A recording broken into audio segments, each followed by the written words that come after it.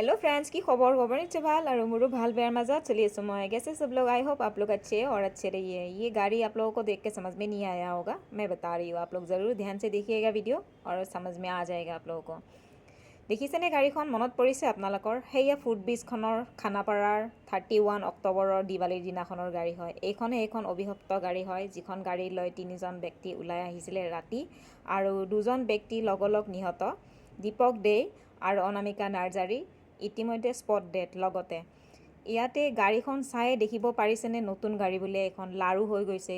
এটা মানে জাগা নাই য'ত মানে ভাঙি গুৰগুৰা হোৱা নাই। দেখিছেনে গাড়ীখন চাই মোৰ বুকু কঁপি গ'ল। প্ৰভু, আপোনালোকক হাতযোৰ কৰি কৈছোঁ, যদি যাৰ গাড়ী আছে ন, যিমান ডাঙৰ গাড়ীয়ে নহয়, এইখন বোলে স্কৰপিঅ' হয়, নাজানো দেই, ইমান স্কৰপিঅ'ৰ বিষয়ে নাজানো আৰু গাড়ীৰ বিষয়ে নাজানো।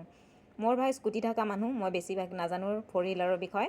চ' যাৰে গাড়ী আছে মদ ভাং খাই কিনে আপোনালোকে গাড়ী নচলাব, কাৰণ আপোনালোকৰ মা দেউতা নাথাকিব পাৰে, কিন্তু বাকী বেলেগ অপজিটৰ মাক দেউতাক থাকিব। প্লিজ আপোনালোকক হাতযোৰ কৰি কৈছোঁ, আপোনালোকে ধূম্ৰপান কৰি বা মদ ভাং খাই কিনে আপোনালোকে নিশ্চয় গাড়ীখন নচলাব, কাৰণ মেইন ৰোডত গাড়ী চলোৱাটো বেয়া কথাই নেগাকে।